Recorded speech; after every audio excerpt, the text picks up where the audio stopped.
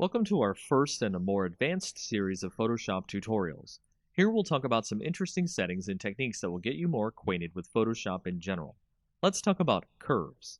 Curves is a setting in Photoshop that allows you to get richer tones and colors in your pictures. To start, we've opened up our usual coffee image here, and we'll click on the Image drop-down, then Adjustments, then Curves. You can also hit Ctrl+M at the same time. Doing this will open the Curves window, which looks like a neat graph chart. In the middle, you should be seeing a line going from the bottom left to the top right. If you want to apply a quick preset which will set the settings for you, you can click the drop-down and change from the default to other settings in the list. Setting the color preset to color negative changes some things here, which we'll explain. As you can see, the individual values on the chart have changed. The original black line is still the same, but each individual color has changed. This is a permanent way to change the values of the image, but if we wanted to make it something a little less permanent and tweak the settings as we edit our image, we can make a new layer by going to Layer, New Adjustment Layer, and then Curves. This will allow us to have our own layer that we can edit the properties of in the Properties window. So over here in our Properties window, you can see that we can edit our curves just like the image edit we were doing before, but it is not permanent as we can hide or unhide the layer using the I button next to the layer. So the main thing to take away from curves is reading the histogram and placing points. We can place points on the histogram so we can change the color changes anywhere in the image, based on the dark spots or the lighter spots of the image. As you can see on our image, the shadows and highlights of our image aren't very great, so we can edit our colors without much interference. So if we put one point in the middle, one point on the end, and one point on the beginning, we can change the colors and alter them in subtle or more advanced ways. Curves help out many Photoshop users with images that have bad contrast or bad lighting. Use curves next time you have an image that needs tweaking. It's one of the most powerful tools in Photoshop's arsenal. Welcome to our second tutorial in our advanced line of Photoshop tutorials. This time we'll talk about some features that are similar to curves, but do things in a more individual way. Brightness, contrast, and exposure. Just like before, we'll start out with our image available. As before, we could alter the image from the Image drop-down and brightness and contrast under the adjustments, but we'll create a new layer using Layer, New Adjustment Layer, then Brightness and Contrast. That way we can adjust without permanently changing the image. Once in the adjustment layer, we can see that we have a brightness slider and a contrast slider. Tweak your image using these settings. Left is less brightness, making it darker. Right is more, making it lighter. Negative contrast washes out the colors, while positive contrast makes the colors stand out more, but it can make the shadows too dark. Next, we'll add an exposure layer. Go to Layer, New Adjustment Layer, then Exposure Layer. Doing this, you can see we have more sliders here. The exposure slider going from negative to positive can darken and lighten the image much like the previous layers. Offset itself changes the absolute light and darkness in the image, so treat that option with care. Gamma correction allows you to add and subtract gamma, general lighting, to the entire image. It starts out at 1, and going left adds more gamma, while going right subtracts gamma. Using all these options allows you to tweak the image as you see fit, so you can make best use of lighting to get the image you want right for your projects. Welcome to the third advanced tutorial in our Photoshop series. We'll be talking about the hue and saturation layer, which works similar to our other layer and adjustment tutorials. Here I have my own image open from before. To set up a hue and saturation layer, just like before, we'll go to Layer, New Adjustment Layer, then put a new hue and saturation layer down on top of the original image. So with hue and saturation, we can see that we can adjust the layer's color's hue. The saturation, how deep the colors are, or how light they are, to grayscale, or lightness, how dark or light in general the image is. In an image, you can make the colors much more vibrant by sliding the saturation more to the right than usual. Here we can see our copy image stand out much more visually. And if we change the hue towards more of a red spectrum, we can get the copy image to be very strong in color indeed. Use the lightness slider to make sure that things aren't too bright, as extremely vibrant color can be akin to looking into the sun for some viewers of your images. That's all for this tutorial, as you can change images you see fit to make them pop. Welcome to our next tutorial in GIMP. Now, in our previous tutorials of GIMP, you may have asked yourself, how do I install those scripts, plugins, and brushes that I see on the internet for GIMP?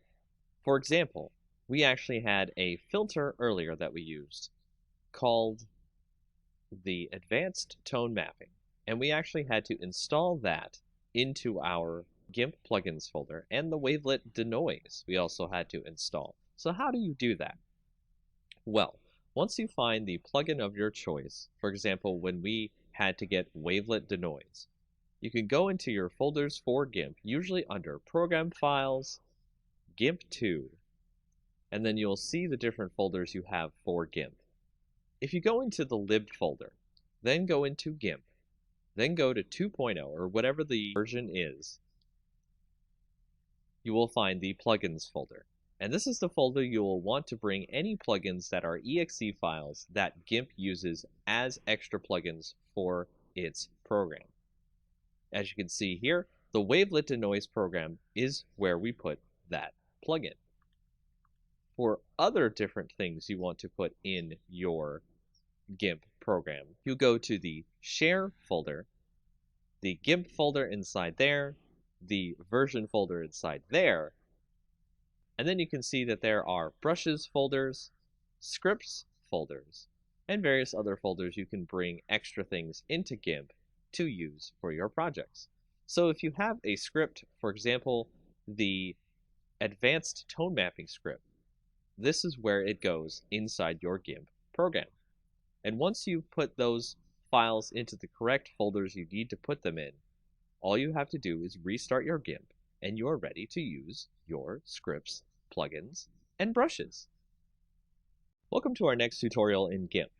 In this tutorial, we'll show you how to use the Paths tool inside of GIMP. So go over and click your Paths tool here, and on the left in the tool options, you will see that you have the Design mode, the Edit mode, and the Move mode. The Design mode allows you to create points on your image that will create a path. To connect the paths together so that way you create a completed path, go to Edit once you are finished clicking on the last point for your path, and then click on the starting point of your path. That will complete your path. From there you can move the path if you need to, and you can start doing a selection from the path or stroke the path if you need to. As a solid color pattern, you can set the pixels of the line, and so on. Another mode you can do with paths is you can create a new path where you can create a curvature to your path. And this allows people to create some very interesting and unique paths. To create this path, you must make sure that you have the polygonal option turned off. And that's a very basic way to use paths in GIMP. In our next tutorial of GIMP, we'll go over some of the color tools that you'll use on your images to change various parts of your image. Much like Photoshop, these are some of the main tools you will use to switch color balance, brightness and contrast, curves, and more. So to start off, we'll go to the Colors section, Color Balance. This is probably the main tool many people use to change the actual color in the image to something that they think is much more appropriate for the image in general. And as you can see, we can change these values to increase more of the color that we want to add to the image or subtract the color. And we can change the shadows, the midtones, and the highlights of the image. The next tool is Hue Saturation, which allows us to change overall the hue colors that are added to our image. So we can make it a green or a pink or what have you. We can change the lightness of the image, how much extra light is in the image, or if there's more shadows. And we can add more saturation of color to the image or make it more toward grayscale. With the colorize option, we can do this in a more direct way, where it adds the color directly over all of the image. And of course, you can do this with the saturation and the lightness as well. With the brightness contrast, we can change the brightness to be less on the image, the contrast to be more, and vice versa. With the threshold, we can change what the image sees in terms of darkness or light. And for this, I would recommend using a layer mask so you can have something to blend over the image itself instead of leaving this as its own layer. With levels, we can go in and change the gamma on the image, so we can reduce the gamma, make it darker, or add more gamma to make it lighter. With the curves, this is much like Photoshop, where you have a histogram, and you can set the points on the curves to drag down the shadows, increase the highlights, and change the way the image looks on a very granular basis. If you go to posterize, it creates an image that reduces its colors into various channels of colors. You don't see many colors if you go lower on the posterize level. That looks like it was created in older graphics editors. If you go to desaturate, we've been using this in a lot of our previous tutorials where we can desaturate by removing the colors from the image, and we can choose based on the luminosity, the average, or the lightness in the image. And that is just a quick overview of all the different color tools you could use in GIMP. Welcome to our next tutorial in GIMP. We'll go over more tools that have been used in GIMP to create different effects in your image. The tools we'll go over for this part of our tutorial will include the clone tool, the healing tool, the perspective clone tool, the blur and sharpen tool, the smudge tool, and the dodge and burn tool. Starting out with the clone tool, if you go to our image that you see here, it will not let you do anything with the brush until you hold down Control, click a source on the image, and then it'll use that source when you decide to paint on your image, thus duplicating the image as you paint over it. The next tool, the healing tool, allows you to heal parts of the image much like in Photoshop when you want to fix parts of your image that have blemishes on them or other various problems. Much like the clone tool, you have to set a part of the image that you would like to use as the basis for healing the rest of the image. And as we start moving through our image, it'll try to heal the image based on what's around it, as opposed to the previous clone part, where it just copied whatever it was using the source as. For the perspective clone tool, we can modify the perspective of our image, not in a permanent way, but in a way that GIMP will use when we decide to clone the rest of the image later. By going to the perspective clone option in the tool options, we can now set a source that we'd like to clone from, say this corner up here where the perspective will be changed, and we can paint that into our image. And as you can see, the perspective of the image in the upper left is now in our bottom right at a very different perspective. The next tool, blur and sharpen tool, we can set to blur. And then on our image, we can start blurring out parts of the image as we need to. And then if you set that to sharpen, you can sharpen parts of the image as you need to. You can turn up the rate on this to increase the sharpen amount, so that way you do not have to sharpen more than once on an image. If you go to the smudge tool, this will use the colors around it and smudge them together so they become more of a blur with all the colors that are included when you start smudging. The next tool, the dodge and burn tool, allows you to dodge, which is lighten up the colors in an image, but also do burn, which allows you to darken the colors in the image, creating more vibrant color as necessary. And those are some of the more advanced tools you will use in GIMP. Welcome back to our tutorials in GIMP. For our next tutorial, we'll show you about the selective Gaussian blur and how it can be used to remove noise from your images. Just like our previous tutorials where we've shown you how to reduce noise, we can select part of the image that we want to remove the noise from. As you can see here, I have a selection. Then go up to Filters, Blur, Selective Gaussian Blur. And in that, you want to select where the delta is. That's basically telling the Gaussian blur how much of the image you'd like to remove the noise from, and set the blur radius so that way it can come out looking good. As we hit OK here, you can see that it has removed a lot of the noise from the image by getting rid of the noise through the blur. And that's just a quick way to show you how to do selective Gaussian blur in GIMP. In our next tutorial in GIMP, we're going to show you what some of the blur filters can do to our images and add extra cool effects that might not be available elsewhere. We'll start by using our blur, Gaussian blur, motion blur, and pixelize blur filters, and that way you can see all the neat types of things you can do with your image. As you can see, we started with a bunch of duplicate layers of our original image and renamed them to blur, Gaussian blur, motion blur, and pixelize. From there, we can select our blur layer, turn that visibility on, and then go up to the filters, blur, and then blur.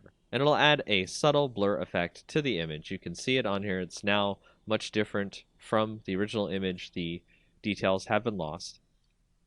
And then we'll go up to our Gaussian blur, turn that visibility on, go to filters, blur, Gaussian blur, and we'll turn the blur radius to about 11 seems fine. That's our Gaussian blur. And then we'll go to motion blur, turn that one on. Go to filters, blur, motion blur. We're going to make it a zoom, maybe about the center of the image here. The length of the zoom we'll put about 28, and it'll take a little bit longer to do this effect if your image is large. So now you can see that there is a kind of rush to get to the mountain look to the image. It's really cool. Then we'll go to our pixelize layer.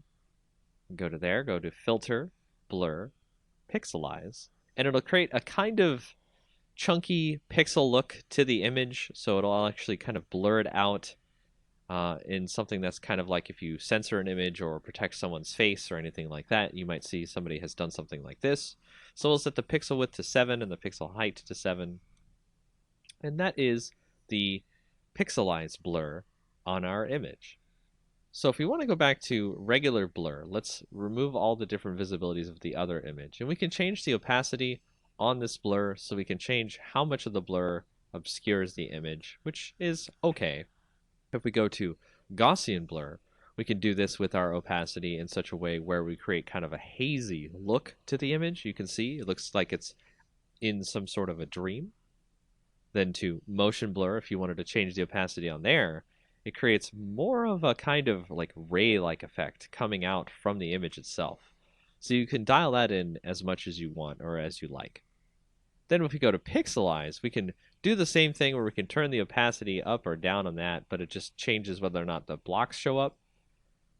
What we can do here is we can select part of the image and we can create kind of a border in the image. And to do that, we've selected a spot in the image.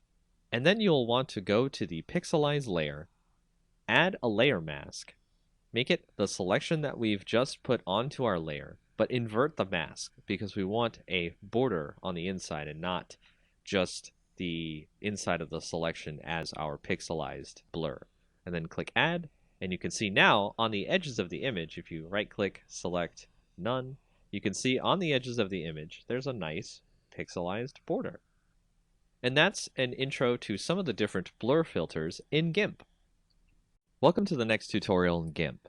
This is a very quick tutorial, part 1, about changing background color in GIMP. It's actually a very quick way to do this in GIMP, especially if you have an image that already has a background color you'd like to remove.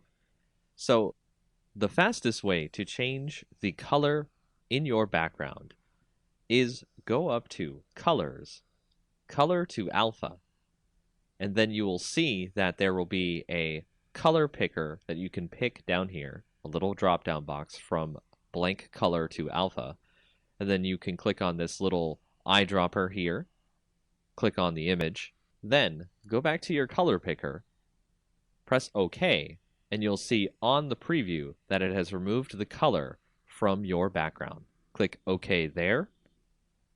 The color will have been removed from your background. You may now add a new layer to your image. Make sure to have it as a transparent layer.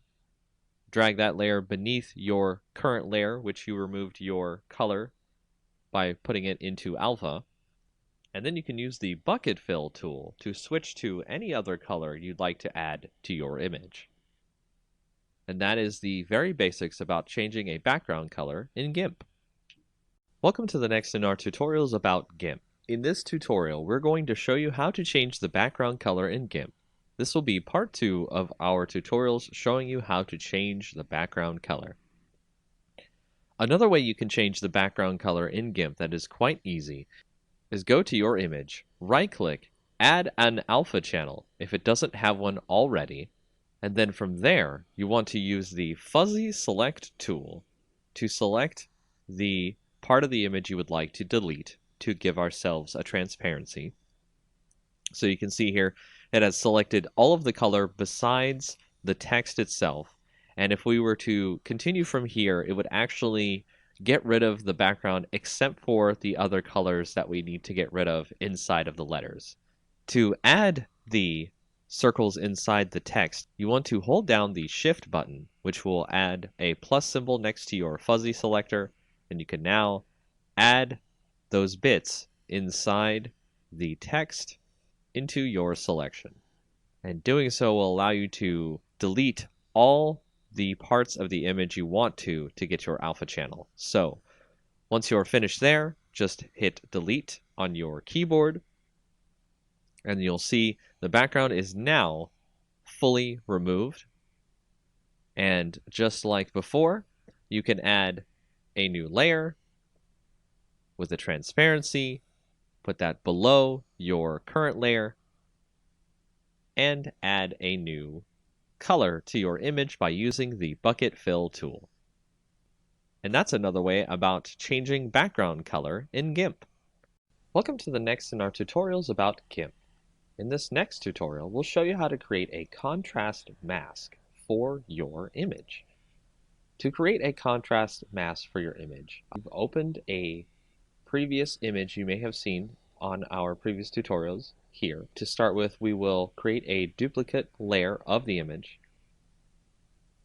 Then on there, we will right-click, click Add Layer Mask, and you want to initialize the layer mask to a grayscale copy of the layer. Then, show the layer mask so we can see what we're looking at. Go over to Colors, Invert, and then you want to also give a filter, blur, Gaussian blur. And then set that to about 4 or 5 on the blur radius.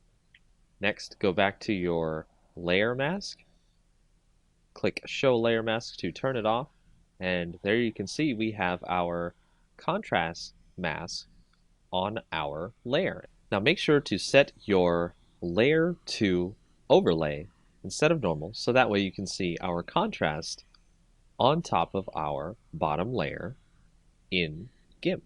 And you can change the opacity, so you can change the contrast through this contrast mask in GIMP.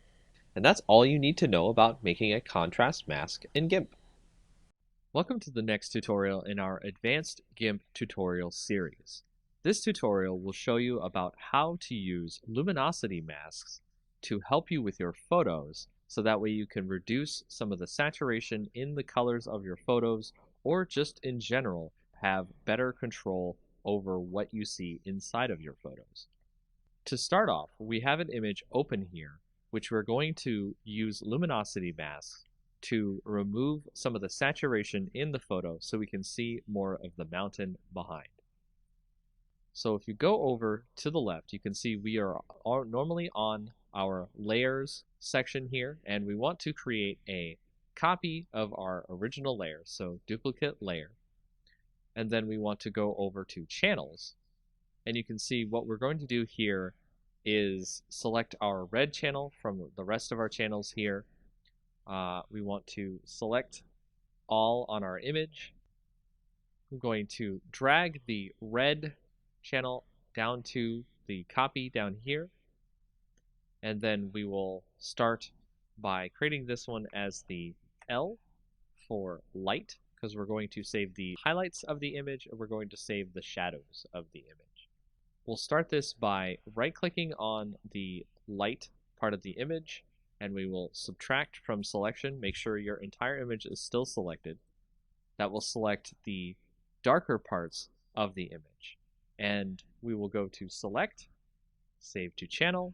That'll actually save the shadows of the image. So we'll save that as D for dark. And then if you right click on our layer again, our light channel here, click subtract from selection one more time, it gets even further darker, and we'll save that as DD. And then we'll go back to our lights again, subtract from selection one more time, and we'll save that as DDD.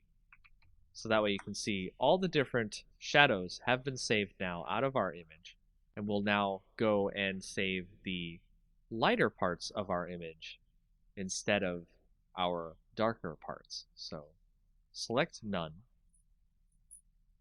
then go to our darker parts of our image, select all, and when you do this, you will get the lighter parts of the image instead of the darker parts, and you will do the same thing as you did before, which is you will click Save to Channel, and then I'll save this as LL, go back to the dark parts, subtract from selection, and we'll do it again, select, Save to Channel, and then we'll save that as LLL. In doing this, you will have created a whole bunch of different channels for your different shadows and highlights in your image, and we'll be using that as a part of our layer masks to create luminosity masks. Now if you go back over to the layers, you can click on your copy, which I'll set here as light mask, and then I'll make another copy of this, which we'll call the dark mask. And then for the light mask, we'll right click and then make sure that your selection is none. So we'll right click on the light mask, click add layer mask. Instead of normally you would make it white, we'll set it to channel. And you can see under our channel, we actually have all of our different channels here for our shadows and our highlights. So if we go to our light channel, we can add that, and it will actually change it so you can see our light channel removes all of our shadows from the image.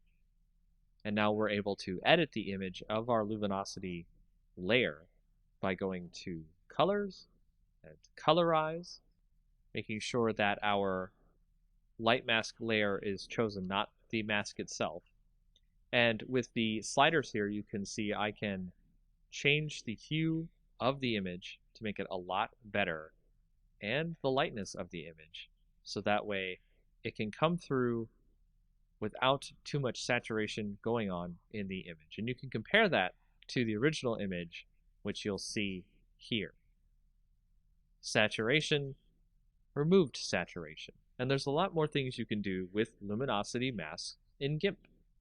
Welcome to the next in our advanced tutorial series in GIMP. In this tutorial, we'll show you how to remove noise from photos where pictures have been taken that have a lot of noise in them. And here you'll see we have started with a picture that has a bunch of noise in it, and we're going to remove the noise, and we can do this in many different ways, including going to the filter option, blur.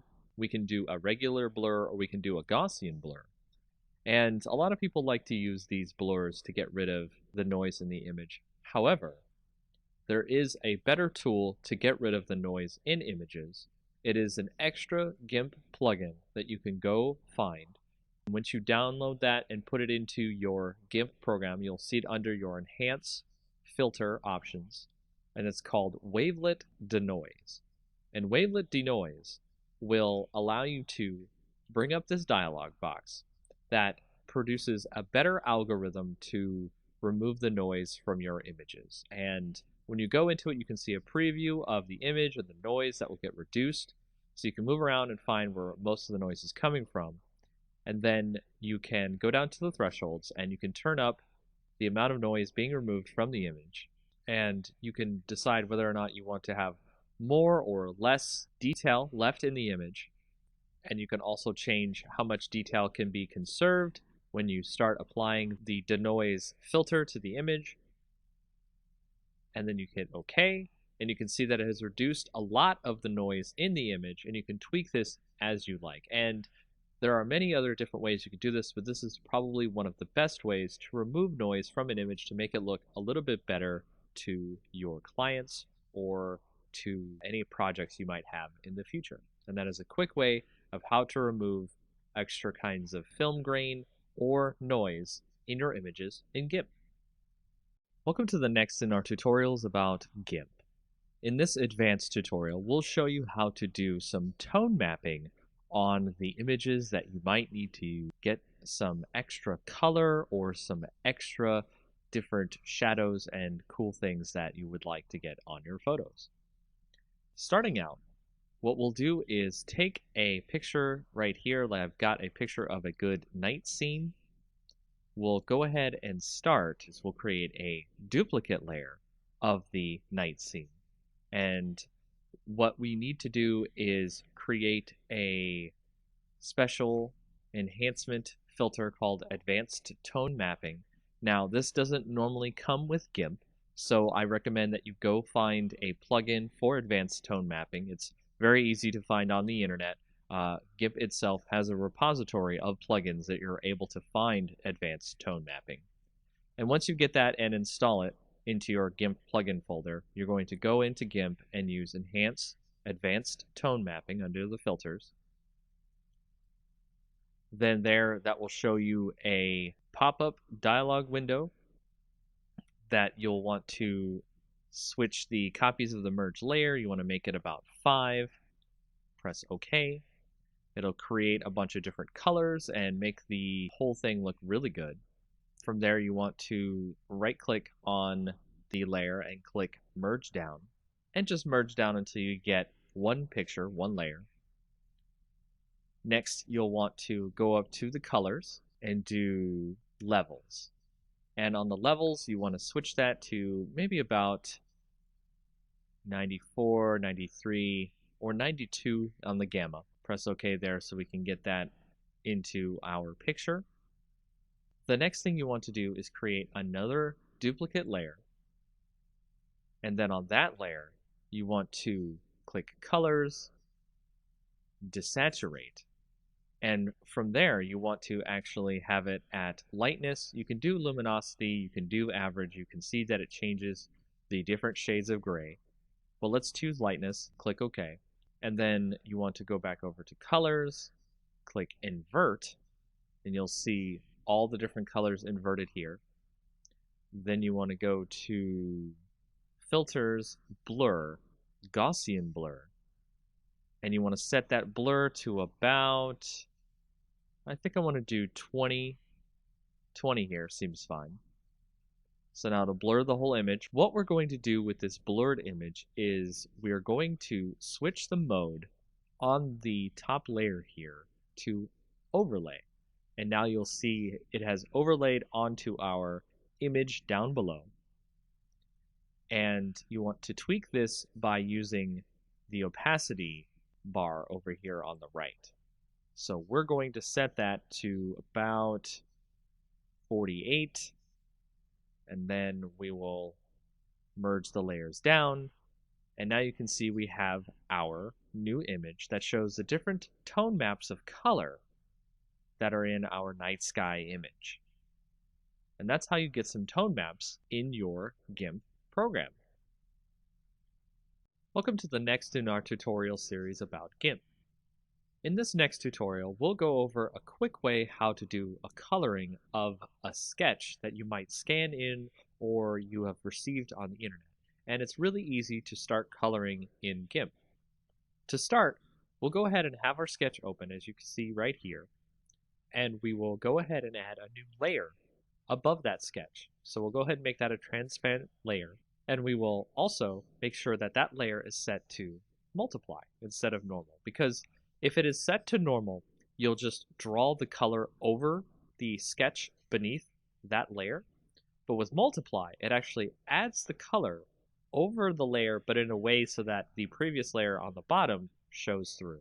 So if you see right here, we've set our color to something that's a little bit more skin toned. Make sure to do that as well, hit OK. And then we will start coloring in over top our sketch. And you can see just by coloring in here with the color that we picked, a nice skin tone color, we can start to get the sketch to look more like something that is 3D or an actual colored in sketch. Now this is a part of the longer process here, is to color in all the parts you need. So I'm going to do just a really quick once over, so that way it doesn't take too long and you can see the effects, but also we're not too worried about it being too messy. So as you can see there, I've colored in her face on this sketch. What we can also do is switch a little bit to the burn tool. We'll switch to the dodge and burn tool, then we'll switch to burn down here at the bottom on the options, so that way we can put in some shadows in the image where we think where the shadows are. And we can make sure to change your size of your brush. You can use that using the bracket keys on your keyboard. Left bracket, right bracket changes the size of your brush. And we'll brush in some shadows here on the image, right where the shadows seem to be. If you have a sketch that has the shadows on it, it makes it easier for you to burn in some shadows. And every time you click and burn in the shadows, it will stack on top of each other, so it will make the shadows darker and darker as you continue burning. Now you can see that there are lines here that we can easily tell between the color and the shadows. So from there, we can do a little bit of smudging, and smudging allows us to mix the colors together so that way they are not just lines on the picture. So we'll actually turn down the rate here of the smudging so that way it's not too obvious, and we'll start doing a little bit of smudging on the image here. You can make the lines turn into actual colors instead of very apparent as lines. And that is a very quick and easy way to get started with coloring in GIMP. Welcome to our advanced GIMP tutorial, where we'll actually show you a way how to do digital black and white conversion. It's quite an easy effect to do. And we'll start by opening up an image that you might have seen before on a previous tutorial. We'll open that up and we'll show you how we'll be able to do the conversion here. Now, you can do a saturate effect in GIMP as well, but what I like to do is create a new layer. So we'll go over here and we'll go ahead and make a new layer. We'll make that transparent, that's fine. And from there, we'll also create a layer mask. So go ahead and add a layer mask to this layer. Make sure that it's set to white so it's full opacity. And you want to change this layer's mode to saturation. And by changing this layer's mode to saturation, you'll be able to change the opacity on the saturation on the layer. To get the saturation on the layer, you'll go over to the bucket tool and you will put in black on the actual layer itself. And this will create desaturation of the layer, and you'll be able to see the entire layer is in black and white. Now, you can set the opacity on this so the effect is not that dramatic, so you can have some color, you can have less color, all the way up to 100%, so you can change this as you will, instead of just using the saturation effect, which will be one time only. You can use this to great effect to choose the granular control over the black and white conversion effect. Now what you can also do is with this and having the mask, you can go to the original layer itself, use the scissors tool, and you can pick out parts of the image you want to have in color itself. So if you see here, I have picked out some of the glasses to be in color, and the scissors tool is one of the best tools for this as it tries to find the edges of the glasses on our background layer here. And of course you can drag each point to make sure it tries to find all of the different parts of the glasses, and then we'll go ahead and click inside to select it. And if we do that and then go back to our layer mask for our saturation layer, we can go in there and we can select the brush tool, make sure it's set to black because we're going to be painting on the layer mask so we can make the color shine through, and you can just start painting in those glasses there and make those glasses show up in actual color compared to the rest of the image. And that's just a very quick way of how to do digital black and white conversion in GIMP. Welcome to the next tutorial in our Photoshop series. We're going to go over a way to create a quick lomography effect. And a lomography effect is a type of effect that you might see on Instagram photos or other types of photos that make it look kind of a hipster-like or retro look. Now, it's very easy to create this look. It's actually extremely fast to create this look in Photoshop. All you have to do is open up a photo. You can see, for example, I have a photo right here. You want to go to Layer, New Adjustment Layer, and Curves. And we're going to make a new Curves layer here. Now, I'm going to make the Curves layer called the lomography effect, which we'll go ahead and type that in. And you can see we've got a nice little layer that goes over our background. It also has its own layer, so that way we won't have to worry about making the effect on the image and not having it affect the image permanently. So the way we start this effect is we go through and check out the curves. So we've got the histogram here, and we want to start out by actually putting a point here and dragging it down a little bit, which you see will actually drag down some of the shadows in the image. And then you want to put a little point up here and drag that one up, which will actually drag in some more of the light into the image. Then we'll go into the red, and we'll actually put a little point there, drag that down a little bit so we can get some more in there. But we actually want to drag the shadows up a little bit so we can get some more darkness depth to the image. We also want to drag up the end here as well and go to the green and do the same thing. Drag up a little bit there, drag down a little bit at the top. And then when we get to the blue, we'll actually do this a little bit different. I actually want to drag up on the previous one, and we actually want to drag down at the top here, which will actually add a lot of different blues to the image there. So if we go back to the original RGB, we can actually pull up the shadows a bit because we want to create that kind of soft tone in the shadows as well. And by doing that, that allows us to create a great lomography effect. It's actually kind of overdone here. It's a little bit too much on the image. So if we go to the opacity, and when you turn the opacity down to maybe about like 50, 55, you can see that it has put itself over the image, and you can see a nice effect on your image that gives it kind of a hipster or retro look. And you can turn on and off the layer to see the difference in the image as we put the Lomo effect on. And that's pretty much it for this tutorial. In our next tutorial for Photoshop, let's create a great lens flare effect for our photos. Of course, you could use the lens flare effect in Photoshop, but it usually comes out pretty cheaply made and poorly well done. We'll go make our own effect and have it look great and professional. So we'll take our image of a sunset in the back here and add a new layer to the scene. Then we'll take a brush and make sure the hardness is set to 0, the size to about 300. And then we'll change the color of our brush to white. Next we'll paint a spot and then zoom in to the brush effect on our image. We'll add some noise to our effect using Filter, Noise, Add Noise. Use about 3.5% of noise. Make sure it's uniform and monochromatic. And hit OK. The noise is going to prevent the effect from banding if we scale the effect. Now let's duplicate the layer. Through the right-click Duplicate Layer option, or you can use Ctrl-J. We'll name the new layer white and the old layer orange. Next, we'll add color to the orange layer. Hide the white layer. Then go to Image, Adjustments, then Hue and Saturation. We'll color it by turning on the Colorize option.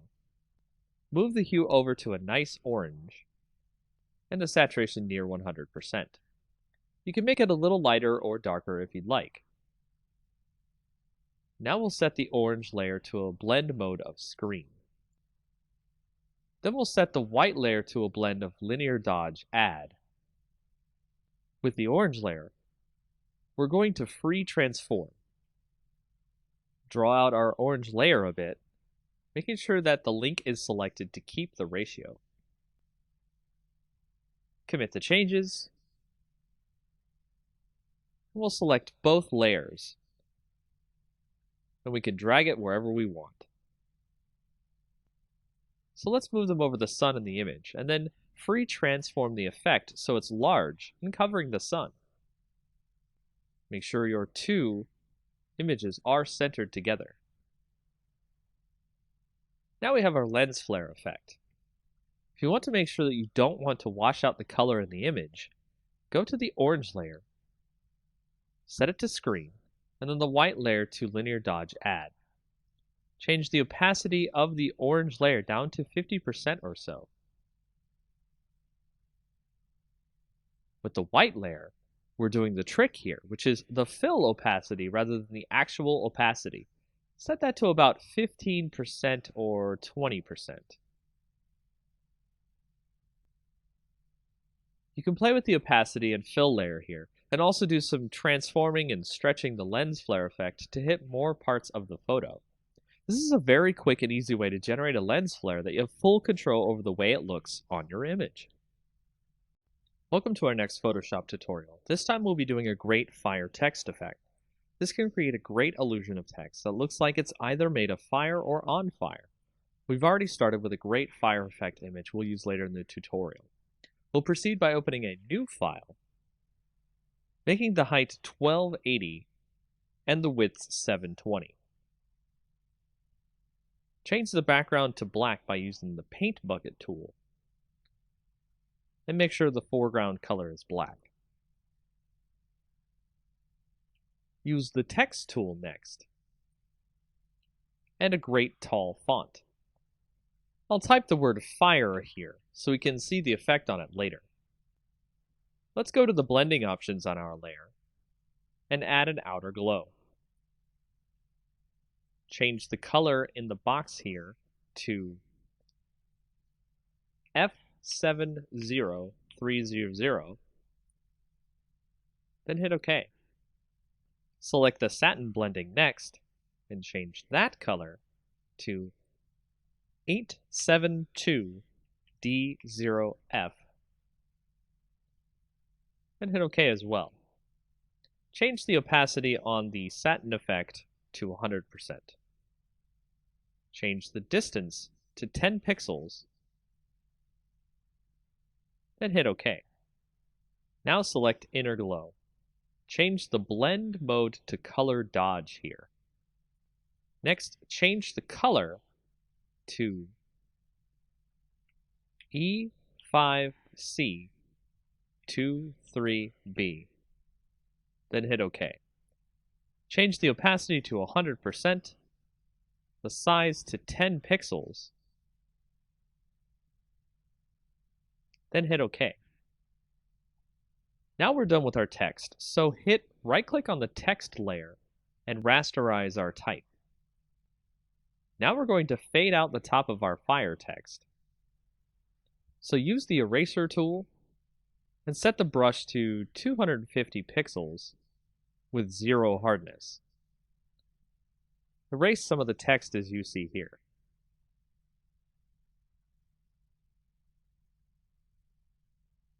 Now we'll go up to Filter, Distort, then Zigzag.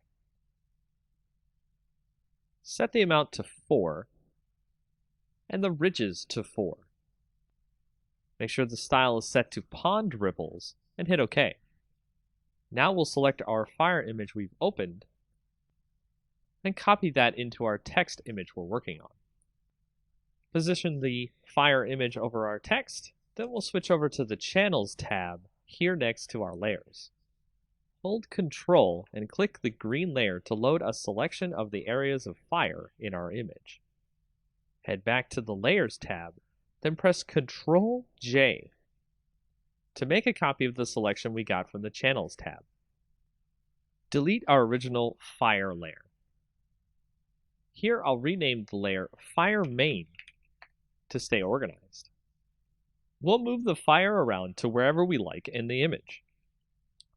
From here, we'll resize the image to fit over our text, then duplicate the layers so we can make more fire effect on our text. Be sure to resize, rotate, and erase edges of the fire around the text so it looks like the text is on fire realistically. And that's how you do this effect. Welcome to the next tutorial in our Photoshop series. We'll be doing this tutorial about a great neon text effect for your text. It's a simple effect that will make it really fun to add text to your images of brick walls, or nighttime building photos, and more. First, we'll start out with a brick wall image. Any brick wall image will do, as we will put our text over it and make it glow. Let's add some text now to the image and write neon, probably in a cursive font of some kind. Make sure the font size is large enough to fit into the middle of the image. Next, we'll add a hue and saturation layer to the image, so select the background layer, then go to Layer, click New Adjustment Layer, and then Hue and Saturation. Set the saturation to pretty low, and the lightness as well, but not too dark. We want it to be bright enough that we can see the brick wall. Next, create a new layer which we'll call Clouds. You could do this, of course, by clicking the New Layer button at the bottom, which looks like a new page. Here we'll add clouds to the layer by clicking Filter, then Render, then Clouds. Create a black layer mask on that cloud layer by Alt-clicking the New Layer Mask button. Make sure your clouds layer is set to divide on the layer mode here. Let's use our brush tool here to uncover some clouds. Set the foreground color to white. Make sure the layer mask is selected. And set the opacity of our brush to about 50%. Make sure your brush hardness is also 0% as well. Once that's done, uncover some clouds behind the neon word.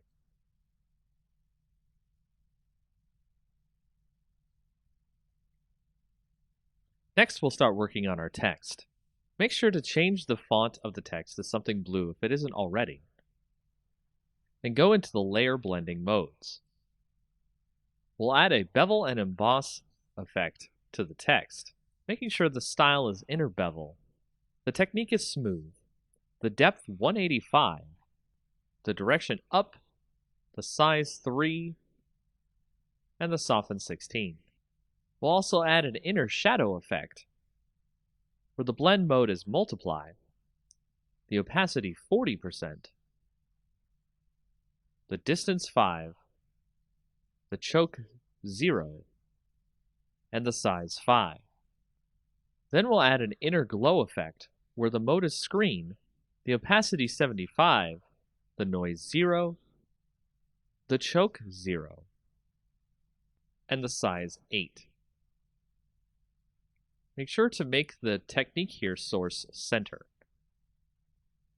Then hit OK. Create a duplicate layer of that text. Put it below the top layer of text, then convert it to a smart object. Add a Gaussian filter using the Filter dropdown, Blur, then Gaussian Blur. Set the radius to about 11 pixels. Now we'll create the wire that the neon sign is connected to the wall by creating a new layer above the clouds layer. Set your brush first to one with a full hardness, and about 13 pixels in width. Use the pen tool here on the layer, and click and drag out a line across the layers here in a curvy wave. Right-click on the line, and click Stroke Path. Make sure the Simulate Pressure option is turned on. Right-click the path, then click Delete Path. We'll add a blending layer effect to the line, bevel and emboss.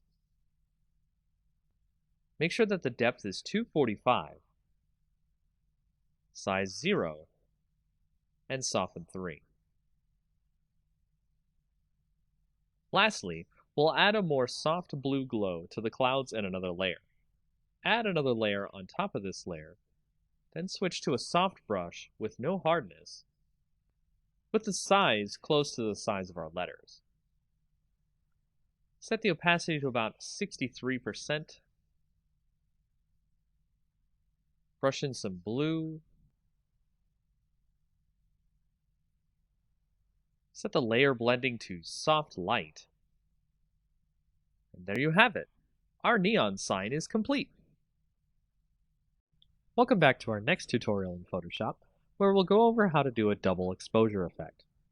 A double exposure effect is how we'll blend two images together to make an interesting art project pop. Perhaps your client or project will want you to create some striking images here, and doing so through Photoshop, you will definitely wow the viewer of this image. Starting out, let's pick two images that we want to blend together. Here I'll blend an image of a beach ball with an orange.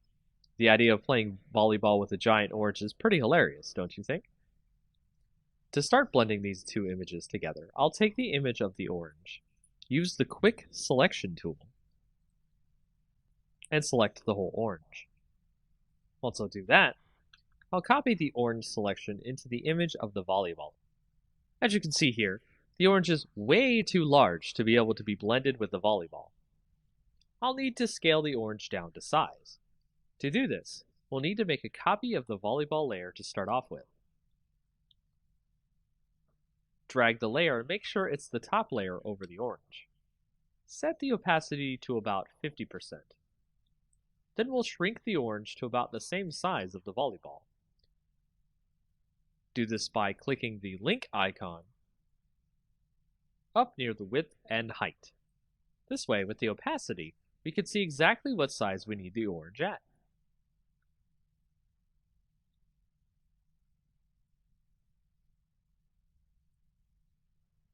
Apply the transformation when done. Next, we'll create a layer mask by clicking on the orange. Control-click the image to select all. Then move to the volleyball layer and click the New Mask button at the bottom. Once we have that mask, we'll make a copy of the orange layer and then make a black mask of that layer by holding the Alt key and clicking New Mask. Using the Quick Selection tool, we can select the parts of the volleyball we want to erase.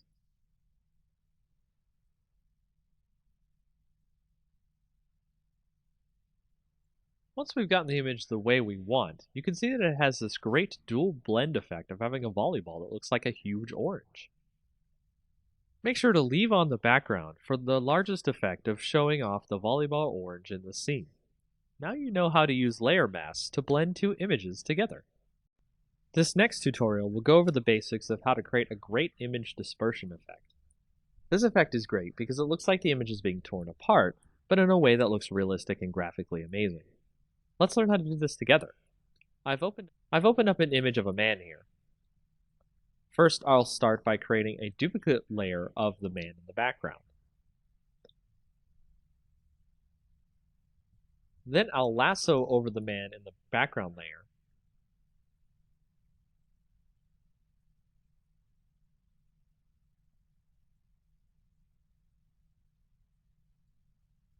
Right-click, and then do Fill. Make sure it's set to Content Aware, and it will let you fill in the background over the original man in the picture. We'll then select the entire model by using the Quick Selection tool.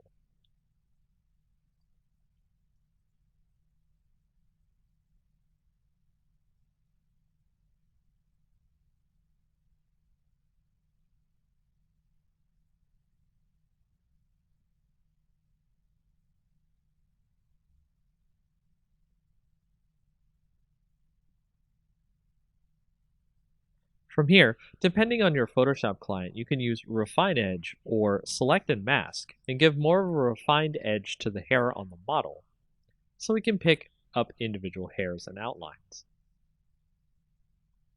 Before clicking OK on the Refine Edge, let's output the selection to a layer mask.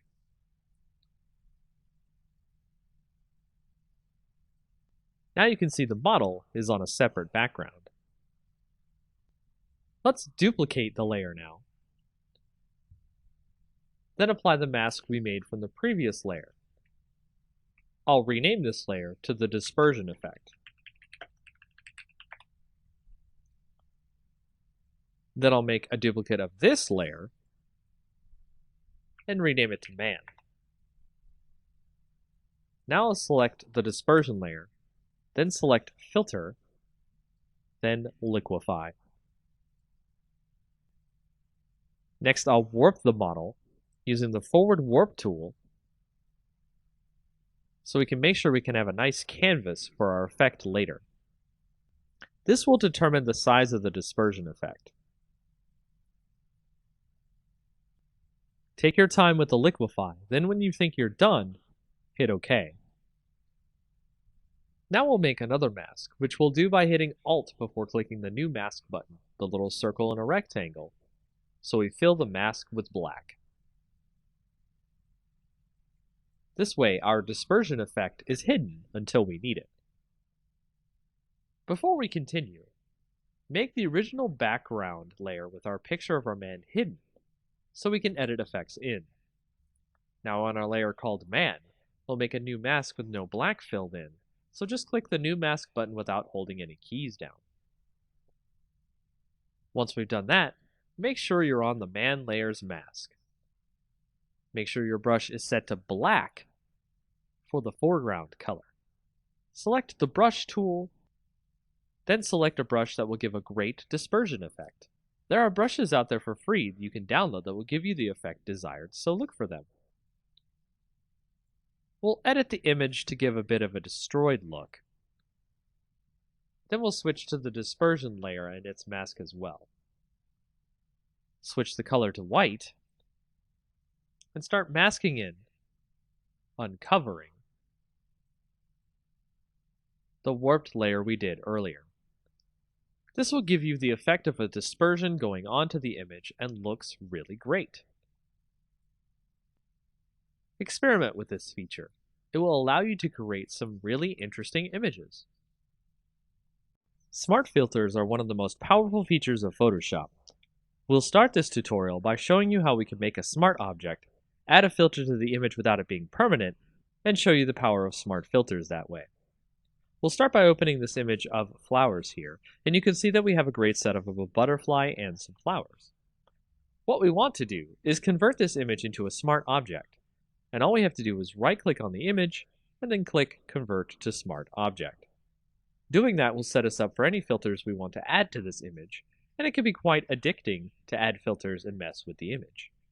So let's try to isolate the butterfly here from the rest of the image. What we want to do is go ahead and go to Filter, then go to Texture, and then Stained Glass.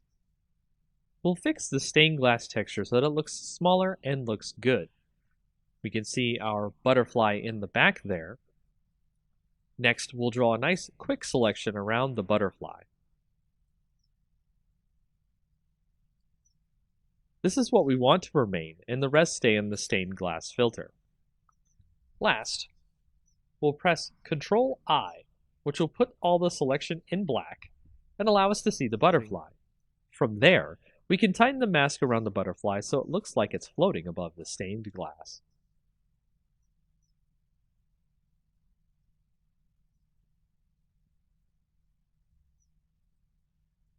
And that's just the basics with what you can do with smart filters. Easy, simple to use, and you don't have to worry about them permanently editing the image this way. Welcome to our next introductory tutorial for Photoshop. Today's topic is about the healing brush and the spot healing brush. We'll be using it to show you how you can touch up blemishes on a photo. This is great for touching up photos of friends, family, and other things you need to make look good. We'll start by taking a photo of someone having blemishes on their face and opening it in Photoshop. Doing this will allow us to have something to work with to show off the healing brush. If we select the healing brush here on the left, with the nice bandage icon on it, you can see that we have options up at the top. Sampled is what you normally want to use for your restoration of your faces and such in your blemished images. Using this, we'll hold the Alt key and click on a spot we want to use as a basis for healing the image.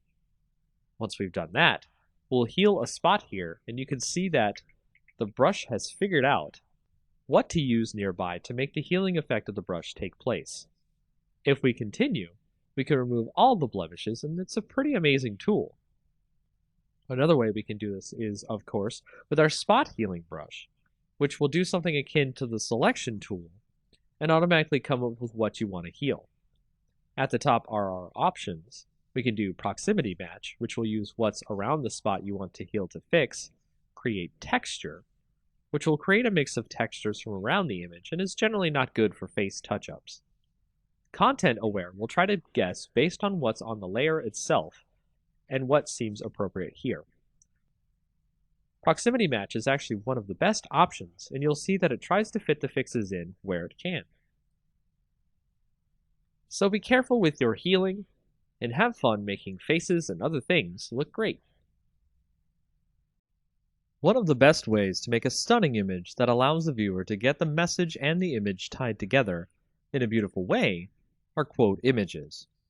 These are the type of images that you see with words overlaid or cut out of the image to make it look more like art than just text on an image. To show you how to create this image that I have here, let's start with a generic background so we can make something stand out. I went and I found a picture of a pile of leaves. This will be our base that we'll use to create the image. The words that we create will go into the leaves to look like they're coming out of the leaves. To start, I'll write the words life. It's never too late to jump in over the leaves itself.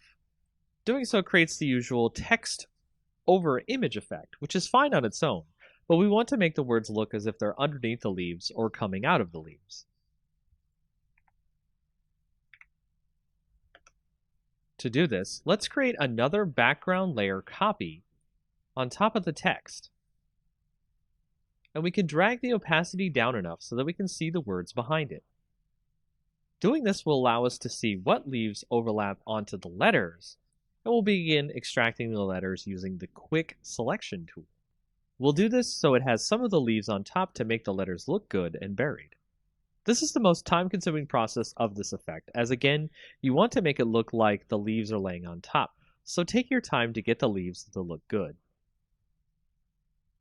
Next, you'll want to create a layer mask after you've selected your leaves on your background layer copy. Click the new Layer Mask button. Change the opacity back to 100%. Next, you'll want to add a drop shadow to your top background layer, so the leaves create a kind of 3D effect on your letters. The last effect we'll make here that makes the letters look like they were placed there instead of just added to the image is a texture that looks like rough paper or stone. Do this through the Pattern Overlay effect. Change the opacity just down to about 20%. This will allow the text to look like it was placed into the leaves instead of our viewer thinking we added them manually. And that's it for this effect. It's a simple one that really makes some images pop and gets some great views. In this project design tutorial, we'll go over how to make a Facebook cover page. Facebook cover pages are similar to our YouTube cover pages in that you can make them as expressive as you or the client wants. As before, we want to open a new image with the correct size. The standard Facebook cover size is 851 pixels by 315 pixels. Let's open an image with this size now. From here, we'll do as we did before and create something a little more exciting like our YouTube cover image. Let's make this one about science and grab a picture of a laboratory background. Make sure if you use images, you get them from approved sources. No one wants to use copyrighted images in someone else's project.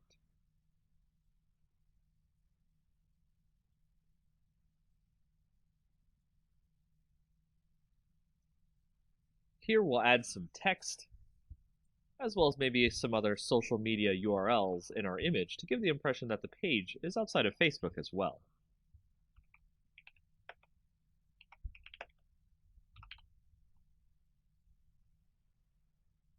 Once you've got the look right, it's just as simple as a YouTube cover page.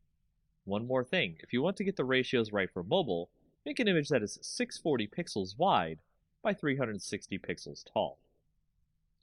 After that, it's really easy to make more cover pages as you see fit, as well as make sure to save everything as a PSD, so you can edit the cover page in case there's errors. Facebook also accepts PNGs for cover pages, so don't worry about compatibility too much. In our next project design tutorial, we'll go over how to make a Facebook ad. Facebook ads are similar to the industry standard ad designs, so we'll go over the basics really quick and then design an ad in a standard size. Single ads are the easiest type to do, as the other options Facebook gives you for ads are multiple image ads, video ads, and a few more. As before, we want to open a new image with the correct size. The standard Facebook ad size is 1200 pixels by 618 pixels. Let's open an image with this size now. From here, we'll create an image that really pops for our audience. Let's say we're creating an image for a seafood company. Let's go grab an image of some great lobster dinner. On top of that, you want to make the image have something that stands out for your audience. So adding some text that implies the dinner is irreplaceable or you can't find it anywhere else is to create that type of rarity that clients want their products to have. This is not necessarily true of every ad you make, but a nice quip or message about the product you're advertising will help with the ad. We'll add that in, and then we'll touch up the image by adding a quick inner glow filter, and adding more of a vignette look by adding a dark glow, but only around the inside edges of the image. After that, you're done and ready to continue making more ads for Facebook pages. These are the ads you typically will see in Facebook feeds. For our next project design tutorial, we'll work on creating some great YouTube channel art for yourself or for any clients using Photoshop. Let's get started with the correct size for YouTube channel art. Open a new file, and then set the width to 2560 and the height to 1440. As you start off here, you can see there's a lot of space for you to create some good channel art. What I recommend here is starting out with the theme of your channel or your clients. Is it a science channel? Is it a space theme? You'll need a good background here to show off the tone and mood of the channel in question. Let's assume space is the theme here. I've gone and grabbed a freebie space background here and imported it into the image. With this, we can have a nice canvas of art to build the YouTube's mood and image from. Our imaginary space YouTube is called Deep Cosmos. So let's create a great text effect to show off the name of the channel. First, create your text. Make it large enough to be visible.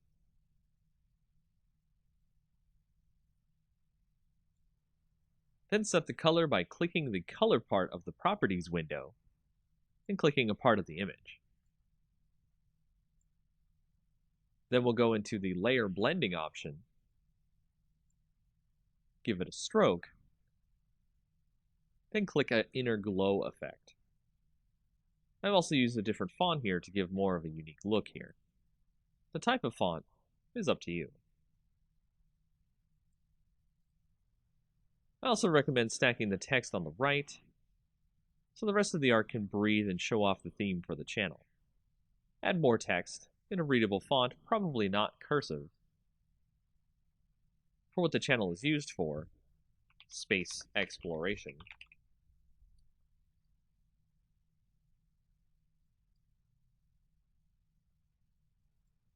and any extra social media links. I'd not use any more than 2 fonts on your images as well, as it is a design error to use too many different fonts. And this will create a very basic YouTube channel art that will evoke a great wonder about what the channel is based around, and draw viewers in with its great visual design. Welcome to our 4th tutorial in our advanced series. This time, we're going to go with a more exercise-focused approach to help you get more acquainted with what a client wants and needs for their projects. Today's exercise, creating web banner ads for a client. There are many sizes that a client needs for their projects, and when doing web banner ads, you may need to do all or some of them. We'll go over the industry standards so that way you can make the banners needed for your projects. The first size we'll go over is the large leaderboard. It's 970 by 90 pixels.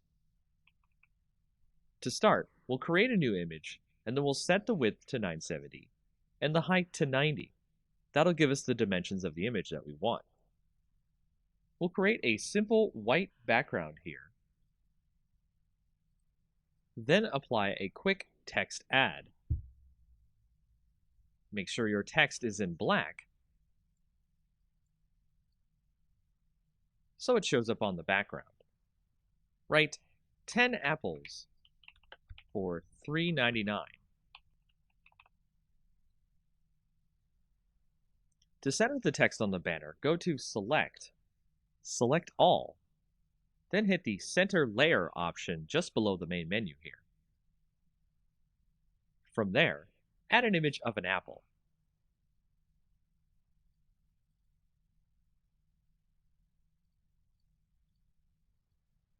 Here I've added a quick image of an apple I found on the net to both sides of the banner to give it more of a friendly look. And if we were to be finished here, this would be the first type of ad we would have to create for our client. Next, let's create a half-page ad, which is a 300 pixel by 600 pixel version. First, save our image as a PSD.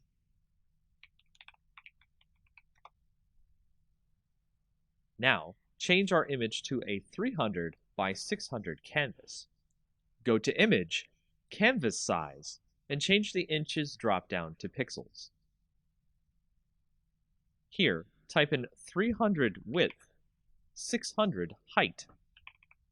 You'll notice our apples and text is now strangely off screen, and our background isn't fully white.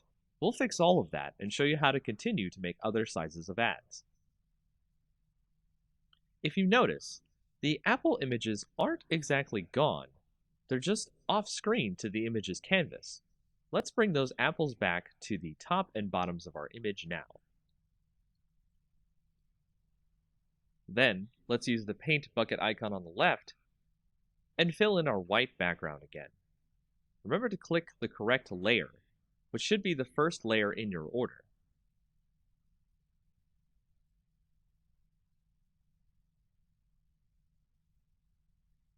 If it helps, name your layers so that you can remember which is which. Now that we have our white background again, what about our text? For that, let us change the spacing by pressing Enter on certain parts of the text. Here at Apples should do it. Move the text onto the canvas.